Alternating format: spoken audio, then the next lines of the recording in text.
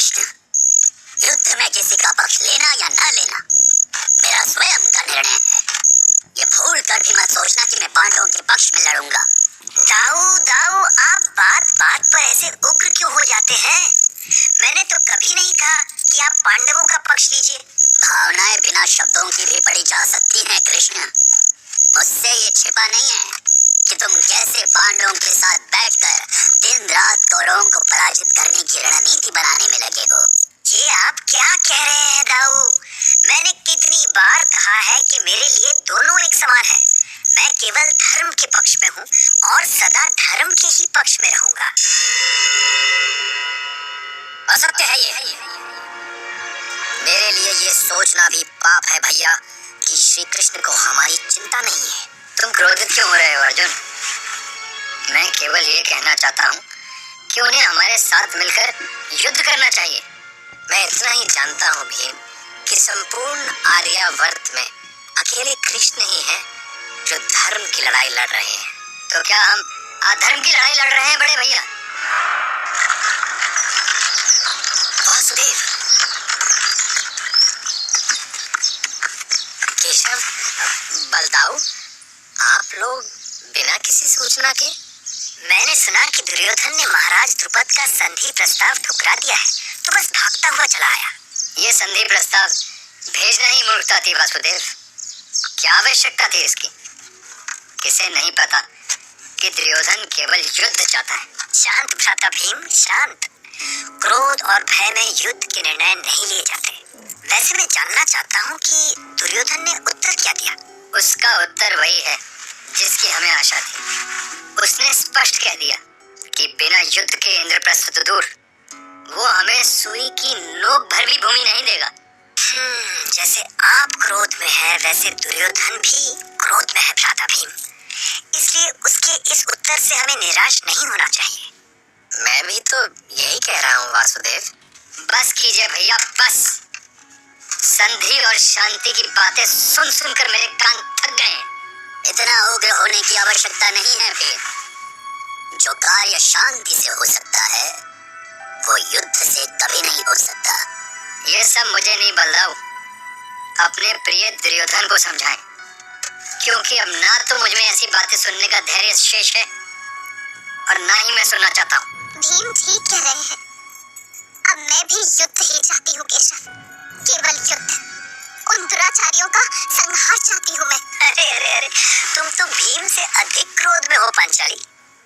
अरे तुम रो क्यों रही हो? क्या हो गया? मैंने ऐसा तो कुछ नहीं कहा। मुझे आपसे बार बार ये क्यों कहना पड़ रहा है वासुदेव? आपको अपने खुले केश क्यों दिखाने पड़ रहे हैं मुझे? क्यों याद दिलानी पड़ रही है अपनी प्रतिज्ञा? सुन लीजिए केशव, जब तक मैं दुशासन को भूमि पर गिरा हुआ नहीं देख लूंगी, तब तक मेरे हृदय की ज्वाला शांत नहीं होगी। धैर्य धरो पांचाली, मुझे सब कुछ स्मरण है, तुम्हारा अपमान भी और तुम्हारा प्रण भी। किंतु क्या? बोलिए बोलिए ना केशव, रुक क्यों गए आप? हमें अपना धर्म कभी नहीं छोड़ना चाहिए। इसलिए कोई भी निर्णय लेने से पहले मुझे एक बार हस्तिनापुर जाना होगा। वासुदेव श्री कृष्ण की जय! वासुदेव श्री कृष्ण की जय! ये तो शुभ संकेत है विदुर। ये दुर्योधन के द्वारिका जाकर कृष्ण से भेंट करने का ही परिणाम है। पर विदुर, ये दुर्योधन कहाँ है इस समय? मुझे सूचना मिल गई है पिताश्री। तो विलंब मत करो पुत्र। ऐसे समय में कृष्ण के यहाँ आने का अर्थ है कि वो तुमसे प्रसन्न है। जाओ और आगे बढ़कर उनका स्वागत करो पुत्र। मैंने उनके स्वागत का सारा प्रबंध कर दिया है। तो क्या तुम स्वयं उनके स्वागत के लिए नहीं जा रहे हो? इसकी क्या आवश्यकता है पिताश्री? वो मुझसे ही तो मिलने आ रहे हैं ना। देखो, पांडवों की ओर से श्री कृष्ण स्वयं युद्ध का निमंत्रण देने आए हैं और जहाँ श्री कृष्ण है वहाँ जय है। पर मैंने सुना है कि द्वारिकाधीश संधि का प्रस्ताव लेकर आए हैं, तभी तो युवराज ने मार्ग में उनके स्वागत की ऐसी सुंदर व्यवस्था की है। द्वारकाधीश और संधि, वो तो अधर्मियों का सर्वनाश करते हैं, फिर संधि के लिए क्यों आएंगे वो?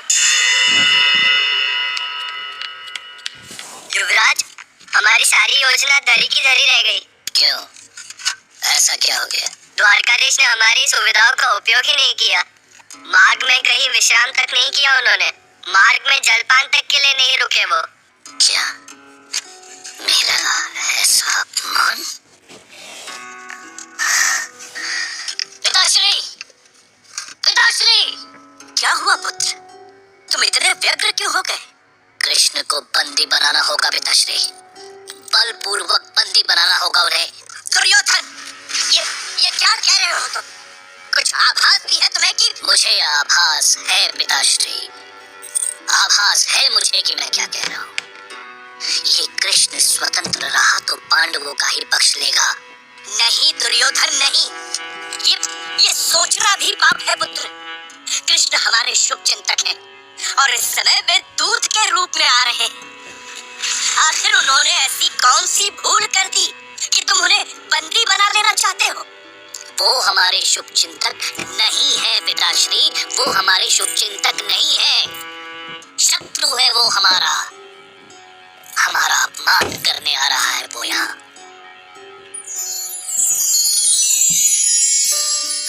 भाई साहब, पांडवों के दूत बने कृष्ण सीधे दुर्योधन के भवन में पहुंचे, लेकिन कृष्ण को सामने पाकर दुर्योधन अचानक बदल गया। उसे लगा कि शायद स्वागत सत्कार से वो कृष्ण को वश में कर लेगा। उसने उन्हें भव्य सिंहासन पर बिठाया, लेकिन जब कृष्ण ने वो आसन ठुकरा दिया तो दुर्योधन ने उनसे पूछ लिया, वासुदेव, ईश्वर ने मेरे पिता को ना सही पर मुझे 2 आंखें दी। मैं तो देख ही सकता हूँ कि आप मेरे साथ छल कर रहे हैं। स्पष्ट क्यों नहीं कहते कि आप पांडवों को बचाना चाहते हैं? साफ साफ कह दीजिए ना कि आप पांडवों के मित्र हैं और मेरे शत्रु। आखिर ये झूठ का चोला क्यों ओढ़ रखा है आपने? मेरा सत्कार स्वीकार न करने के पीछे और क्या उद्देश्य है आपका? इस समय मैं पांडवों का दूत हूँ गौरव कुमार, और एक दूत अपना उद्देश्य पूरा होने तक कोई स्वागत, सम्मान या पुरस्कार स्वीकार नहीं करता। एक बार मेरा कार्य सफल हो जाए तो जी भर के सत्कार करना, पर अभी तो बस आज्ञा चाहूंगा। बुआ कुंती से भी मिलना है मुझे।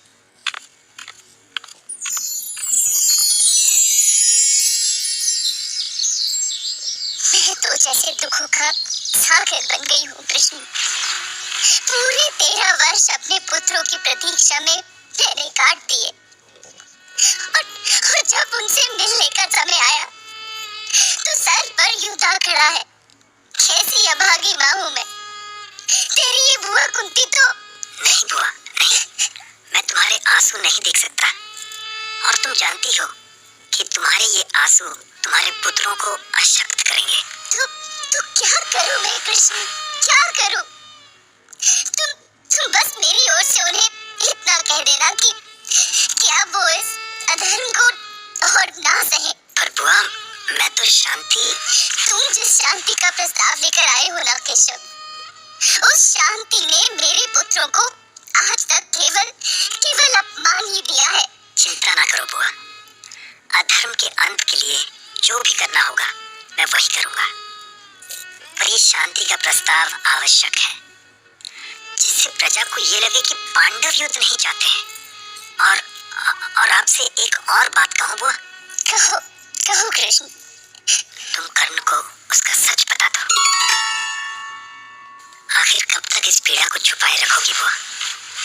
अब तो तुम्हारा ये सच जीवन मरण का प्रश्न बन चुका है।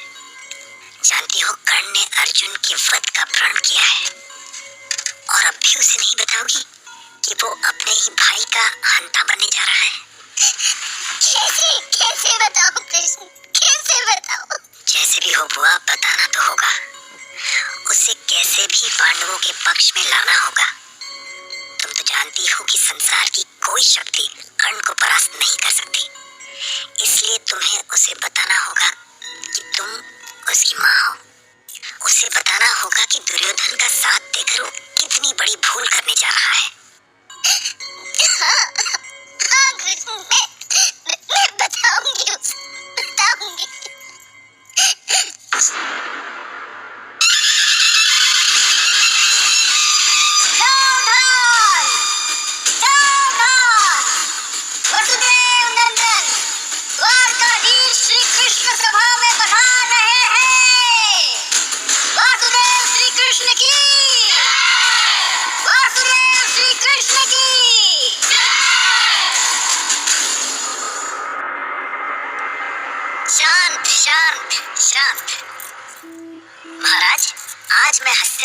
इस सभा में ना तो द्वारकाधीश हूँ और ना ही राजअतिथि। इस समय मैं मात्र पांडवों का दूत हूँ और आसन्न युद्ध की विभीषिका को टालने के लिए उनकी ओर से आपके सामने संधि प्रस्ताव लेकर आया हूँ।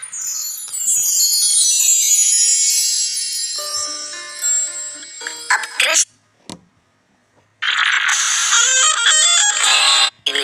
कर बैठा था, इससे बात बनेगी। सबसे बड़े महारथी के अनुसार भीष्म ने आसन से खड़े होकर उनका सम्मान किया। परंपरा के अनुसार दूत सम्मान का पात्र होता है वासुदेव।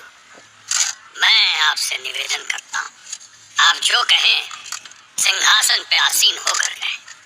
आप ज्येष्ठ है पितामह, मैं आपकी भावनाओं और हस्तिनापुर की महान परंपराओं का हृदय से सम्मान करता हूँ, पर मैं अपनी बात खड़े होकर कहना चाहता हूँ, क्योंकि ये मेरे द्वारका की परंपरा है। तो मैं सभी से क्षमा मांगते हुए अपनी बात आरंभ करता हूँ। पितामह, आपको ज्ञात होगा कि इस समय कौरव कुल कैसे संकट में है, और यदि आसन्न युद्ध के इस संकट पर गंभीरता से विचार नहीं किया गया तो परिणाम भयावह होगा।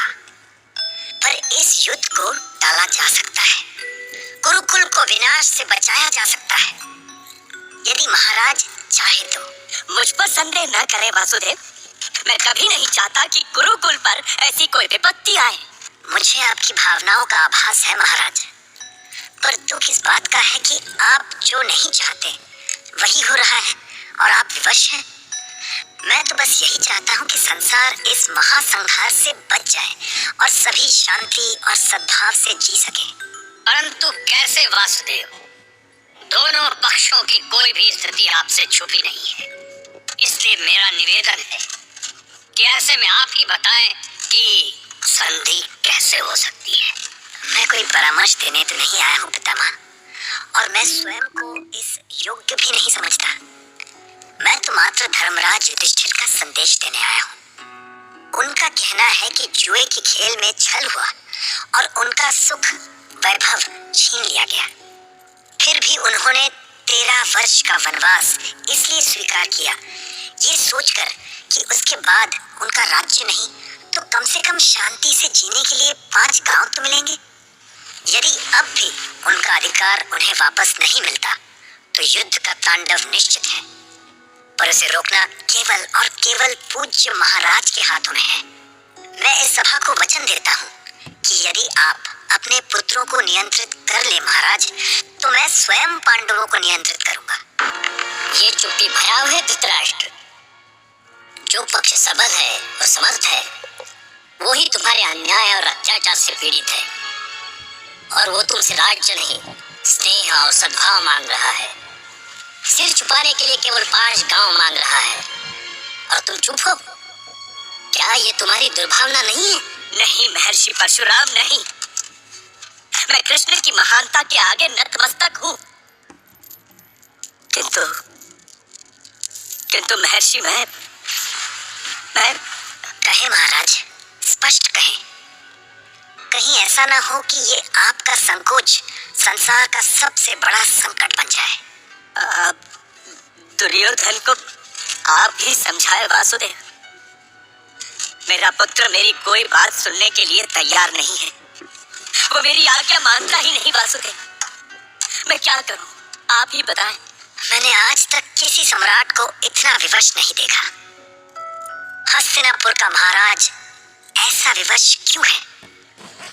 कहाँ चली गई आपकी सारी शक्तियां, जिसकी सेना में महाबली भीष्म, आचार्य द्रोण, कृपाचार्य और अश्वत्थामा जैसे महान योद्धा हैं? वो इतना दुर्बल कैसे हो गया कि अपने अहंकारी पुत्र को अपने वश में न कर सके? मुझे दुख है महाराज कि कल ये संसार आपकी इस विवशता को विवशता नहीं दुर्भावना कहेगा। आप पर लांछन लगेगा कि अपने पुत्र के समान आप भी नहीं चाहते थे कि पांडवों को उनका अधिकार मिले। नहीं वासुदेव, नहीं। ईश्वर के लिए ऐसा कहकर मुझे लज्जित ना करें। बस पिताश्री, बस। आप दुखी ना हो। आपको केशव की पक्षपातपूर्ण बातों से विचलित होने की कोई आवश्यकता नहीं है। इनके प्रश्नों के उत्तर मैं दूंगा, परंतु उससे पहले मैं पांडवों के शुभचिंतक केशव से पूछना चाहता हूँ कि यदि युधिष्ठिर जुए में हारा तो इसमें मेरा क्या दोष था? पांडव अज्ञातवास में पहचान ले गए तो उसमें मेरा क्या दोष था? और कुछ कहना है दुर्योधन? आप जिन पांडवों का पक्ष ले रहे हैं ना केशव, वो पांचालों के साथ मिलकर हम कौरवों का वध करना चाहते हैं, और आप चाहते हैं कि मैं भयभीत होकर अपना राज्य उनके चरणों में अर्पित कर दूं। क्षत्रियों का धर्म युद्ध में प्राण देना है केशव, आपकी तरह डर कर भागना नहीं।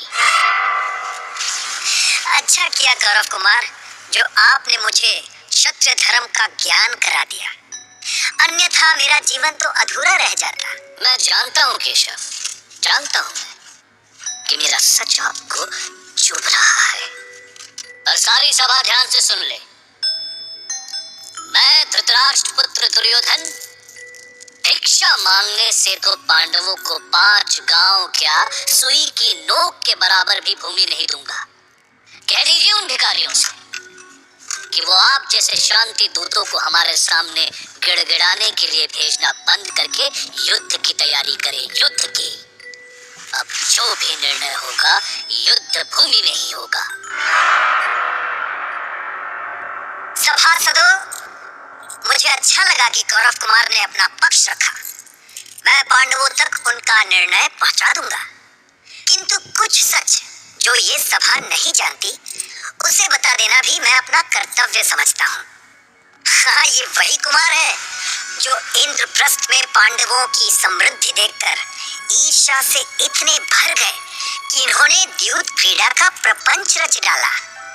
और ये वही कुमार है जिन्होंने पांचाली को भरी सभा में अपमानित किया। और आज सभा ये भी जान ले कि ये कुमार दुर्योधन दुशासन और कर्ण का सौभाग्य है कि मैंने उसी समय इन तीनों के मस्तक सुदर्शन से काटकर पांचाली के चरणों में नहीं चढ़ा दिए। केशव, जिह्वा को लगाम दो दुर्योधन, अन्यथा आज ये सुदर्शन शांत नहीं रहेगा। तुम निर्लज्जता की सारी सीमाएं पार कर चुके हो, आंखें होते हुए भी अंधे हो तुम। यदि तुम क्षत्रिय धर्म की दुहाई देकर मृत्यु ही चाहते हो तो वो तुम्हें अवश्य मिलेगी। और याद रखो कि जो कुछ तुम पांडवों को जीते जी नहीं दे सकते वो उन्हें तुम युद्ध भूमि में दोगे। भैया दुर्योधन, यदि हम इस कृष्ण का संधि प्रस्ताव ठुकराते हैं तो पिताश्री और पितामही हमें बंदी बनाकर उन नीच पांडवों को सौंप देंगे। भले ही धरती पलट जाए दुशासन, पर मैं वो क्षण कभी नहीं आने दूंगा।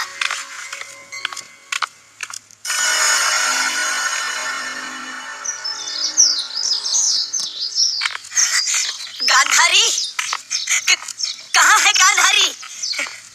कौन कौन बुला रहा है मुझे? मैं बुला रहा हूँ गांधारी। हम पर घोर संकट आन पड़ा है महारानी, घोर संकट। कैसा संकट? कृष्ण ने ऐसा क्या कह दिया? उन्हें अपमानित किया है दुर्योधन ने, वासुदेव को अपमानित किया है उस मूर्ख ने। अपने अहंकार के मद में चूर वो मूर्ख राज्य भी गवाएगा और अपने प्राण भी। वो किसी की नहीं सुन रहा गांधारी, सबके सामने सभा से उठकर निकल गया। अब तुम ही उसे समझाओ, तुम ही समझाओ उसे। महाराज, मैं समझाऊं उसे? जब वो आपकी नहीं सुन रहा है तो मेरी कैसे सुनेगा? वो तुम्हारी सुनेगा गांधारी, तुम्हारी सुनेगा। वो तुम्हारी ममता समझा सकती है उसे। जब समझाने का समय था तब तो आपने उसकी हर एक इच्छा पूरी की, और अब जब वो आपके भी वश के बाहर हो गया है तो मुझे समझाने के लिए कह रहे हैं? तुम भी मुझे ही दोष दे रही हो गांधारी, तुम भी। ईश्वर, इस संसार में आज तक जो भी बुरा हुआ उसका दोषी एक अंधा कैसे हो गया? जो अंधा सिंहासन नहीं संभाल सका वो इतने सारे लांछनों का बोझ कैसे संभालेगा? कैसे संभालेगा?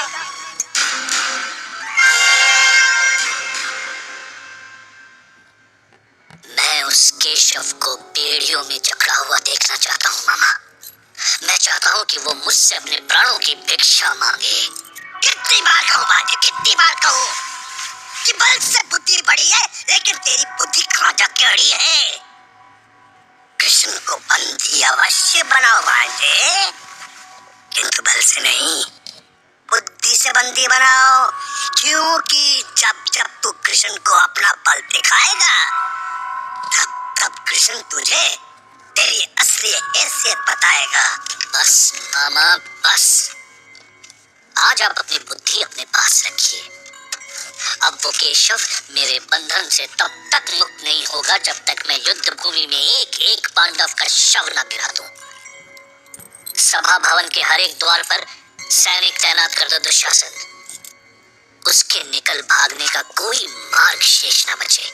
आप चिंता ना करें भैया, जिस तरह कृष्ण का जन्म कारागृह में हुआ था, उस तरह उसकी मृत्यु भी कारागृह में ही होगी, वो भी हस्तिनापुर के। हस्तिनापुर नरेश, आप यहाँ कौरवों और पांडवों की संधि कराने का उपाय सोच रहे हैं और आपके युवराज श्री कृष्ण को बंदी बनाने जा रहे हैं। आप युद्ध टालने का प्रयास कर रहे हैं और आपके युवराज इस राजसभा में रक्ताभिषेक की तैयारी कर रहे हैं। ऐसा नहीं हो सकता। वासुदेव को बंदी नहीं बना सकता। उसे रोकिए तात, इस सर्वनाश को रोकिए। नहीं महाराज धृतराष्ट्र, अब वो किसी के रोकने से रुकने वाला नहीं है। उन्हें स्वयं अपने भ्रम का निवारण कर लेने दीजिए। उन्हें कहिए कि वो आकर मुझे बंदी बना ले। आप तो सर्वदृष्टा है कृष्ण, सर्वशक्तिमान है आप। उसकी रक्षा कीजिए वासुदेव, उसकी रक्षा कीजिए। मैं आपके सामने। ऐसे व्यग्र ना हो महाराज, जिसने जो भूल की है उसका फल तो उसे मिलना ही चाहिए। दुर्योधन, बांध मुझे, बढ़ा जंजीर, जकड़ ले मुझे अपनी बेड़ियों में।